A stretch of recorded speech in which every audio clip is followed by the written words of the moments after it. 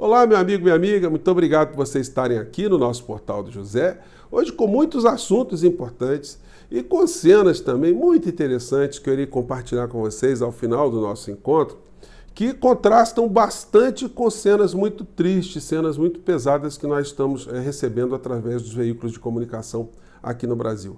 Como vocês sabem, vocês estão sempre aqui no nosso portal, todos os domingos eu costumo fazer uma resenha daquilo que nós lemos nos principais veículos de comunicação impressos no Brasil.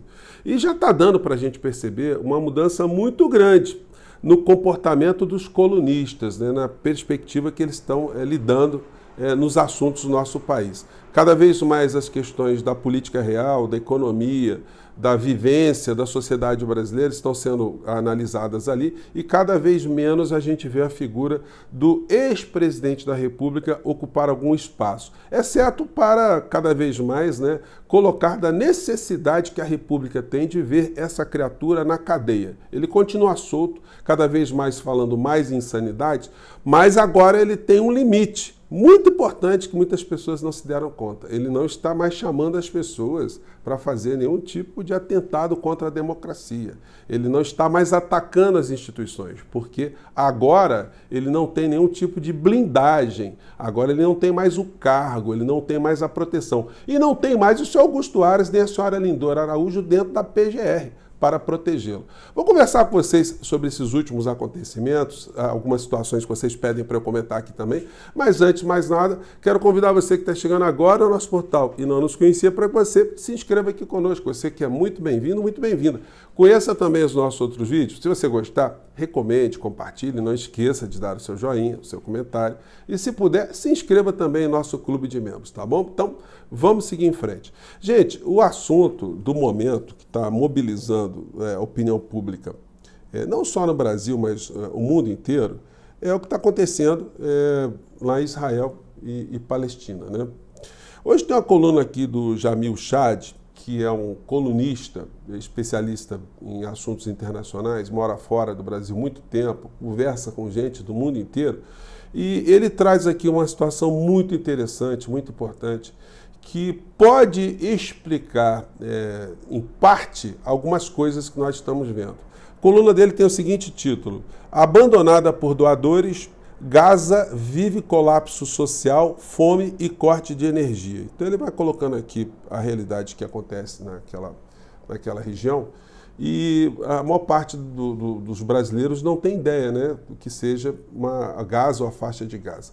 É um território muito pequeno, tamanho do município pequeno aqui do nosso país, que concentra 2 milhões de habitantes e que tem ali, por um lado, o mar Mediterrâneo, ou seja, as pessoas para sair dali teriam que sair pelo mar, de alguma forma, e do outro lado uma fronteira com Israel, uma fronteira extremamente rígida, uma fronteira, uma verdadeira muralha. Então essas pessoas, 2 milhões de habitantes, ficam ali dentro dessas condições.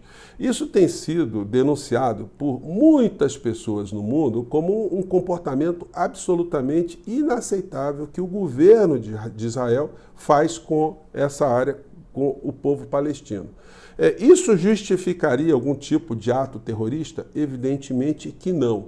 É muito difícil nós que estamos aqui a essa distância tentarmos algum tipo de solução mágica para algo que vai se arrastando ao longo de mais de 3 mil anos, que envolve ali crenças religiosas e que envolvem culturas, gente que está absolutamente crente no que está fazendo como sendo a verdade absoluta, enfim, defendendo seus valores. E essas pessoas têm um direito, como um direito humano fundamental. Então, essa coluna do Jamil Chad, ela traz para a gente um ponto de vista, ou pontos de vista muito interessante para a gente tentar compreender o que está se dando. Eu li também a coluna do professor Michel German, que é judeu, especialista em questões envolvendo Israel, e ele faz uma outra abordagem, que eu vou colocar para vocês também o link desse texto dele. Ele diz o seguinte: ataque terrorista do Hamas expõe vulnerabilidade de Israel. Quando extremistas empreendem uma invasão terrestre, o país se percebe completamente desestabilizado. Enfim, a gente vai lendo aqui as pessoas que conhecem mais profundamente o tema, a gente vai tirando as nossas próprias conclusões, A minha que compete é compartilhar com vocês algumas dessas visões para que vocês tenham também as suas próprias interpretações daquilo que está acontecendo, né? E possam, quando assistirem as cenas nas TVs, compreenderem por que no mundo que deveria ser mais racional e humano, a gente está vendo esse tipo de situação que a gente está observando ali, né? Bom, e aí, gente, vindo para as nossas pautas domésticas aqui, muitas pessoas cobraram, né, para que eu comentasse o episódio lamentável, então o vocábulo que eu estou usando já explica, né, que aconteceu na alçada do Ministério da Saúde, na dancinha erótica lá. O que nós temos de notícia é: saúde demite responsável por evento com dancinha erótica. Ministra Nízia Trindade diz ter sido surpreendida por episódio e pediu desculpas em vídeo. Assista. Gente, eu vi o vídeo. A ministra constrangidíssima, porque dentro da administração pública federal nós temos figuras, ou tivemos, né, absolutamente sem noção do papel que tem que desempenhar. Gente, esse é um problema que não veio de agora, nem nesse governo. Nós temos na esfera municipal, na esfera estadual, na esfera federal, sempre pessoas que ocupam postos e que naquela posição que estão ocupando querem imprimir a sua visão de mundo ao restante da sociedade. Essas pessoas não têm noção que esses espaços não são espaços para isso. Há muitos anos atrás eu fui numa repartição pública estadual aqui no Rio de Janeiro e vi ali um culto, né, religioso que estava sendo feito ali, no meio da repartição, ali num puxadinho, lá no salão da repartição, né? Ou seja, esse ambiente não é para esse tipo de atividade, para isso existem os locais próprios. Assim como as visões de grupos que têm demandas legítimas, não são, esses grupos não podem imprimir a sua visão de mundo dentro de uma questão que diz respeito à administração pública. Agora, isso precisa ser o tempo todo falado, né? Os servidores públicos, aqueles que são comissionados, aqueles que entram para a máquina da administração pública, eles não podem ficar deslumbrados por estarem naquela posição, ficarem ali tratando da coisa pública como se fossem coisas pertencentes a eles ou aos seus grupos. A gente saiu agora de um governo absolutamente insano que misturava o público com o privado. Eles não tinham limites alguns, que culminou com o exemplo que o inelegível dava, né, de furtar relógio, né? Se assenhorar de relógio, como se fosse, ou de relógios, de joias, como se fosse uma coisa dele, não é minha. Ele falou outro dia, o inelegível, o TSE está querendo me processar porque eu estava fazendo live lá no Palácio do Planalto. Aquilo era a minha casa. Como a casa dele? Não tem casa nenhuma. Então, essa coisa que a gente viu, enfim, mas o que esperar de alguém que tomava dinheiro dos servidores do gabinete para se enriquecer, que fraudava recibo de combustível para ficar um pouquinho mais endinheirado, né? Enfim. Mas ele está no jogo ainda, tá? A gente tem que levantar toda hora a existência dessa figura, enquanto ele não vai para a cadeia, porque ele continua se articulando para 2024 manter ainda uma espécie de poder político no nosso país. A matéria aqui da Folha diz: Bolsonaro faz jogo pelo próprio poder na direita em 2024. A coluna é do Bruno Bogossian. E aí é o seguinte, ele está fazendo uma leitura aqui, é o seguinte: o Bolsonaro não está preocupado com ideologia de direita, ele está preocupado ali em organizar cada vez mais um cinturão que faça permanecer no poder as pessoas mais próximas dele. Não tem uma visão política, estratégica de absolutamente nada.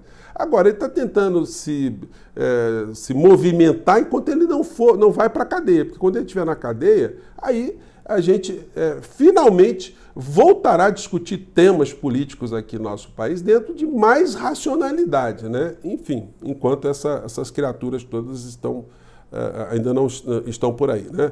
Bom, e aí mais uma matéria. Michele puxa mulheres e PL filia 14 mil até outubro. Bom, eles estão se movimentando. E a esquerda, e os progressistas, e os estrategistas que estão agora no governo federal, eles acham que as eleições de 2024 são eleições que não devem receber a preocupação de todos nós, de todos os atores políticos no campo progressista. Então, a gente tem que ficar com o olho aberto porque essa gente está se movimentando, né? Mais tarde eu vou voltar aqui para conversar com vocês sobre um assunto muito interessante também. Por enquanto eu vou terminar aqui o nosso encontro de agora, compartilhando com vocês essa imagem aqui, um conjunto de imagens, de um morador aqui, um idoso, ele tem 84 anos, chama Senhor Florencio. Ele começou a alimentar uns periquitos e os periquitos parece que chamaram as maritacas e ele está há 15 anos colocando aqui algumas sementes, né, de girassóis para essas maritacas aqui. Olha só o que acontece, gente. É uma cena muito legal, né? O senhor Florencio ali, as maritacas vão para a cabeça dele, né? E sim, ele não tem filhos, ele tem apenas sobrinhos, né? Sobrinhos estão sempre ligando para saber como é que anda a saúde dele, mas ele tem essa companhia das maritacas nesse mundo tão complicado. Acompanha a cena, gente.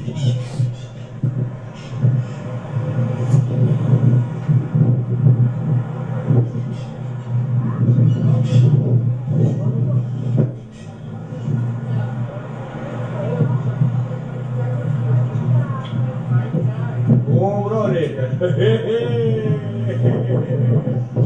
Cadê o protetor de orelha?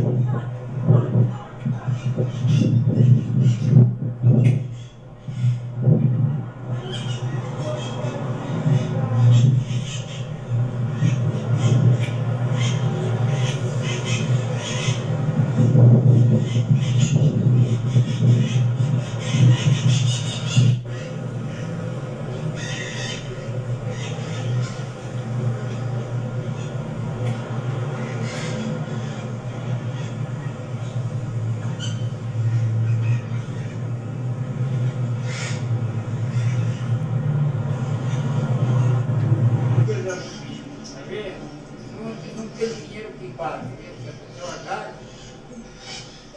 Olha que coisa bonita. Olha aqui, ó. Chiquita. Gente, é muito legal, né? É muito legal, né? A gente ter, nesse mundo tão pesado, né? Ainda a possibilidade de ver essa humanidade, né? Humanidade ali cada vez mais próxima de coisas tão boas como essas figuras do reino animal, né? Gente, eu fico por aqui mais uma vez. Um grande abraço. Vida que segue, filas que andam. Até o nosso próximo encontro. Tchau.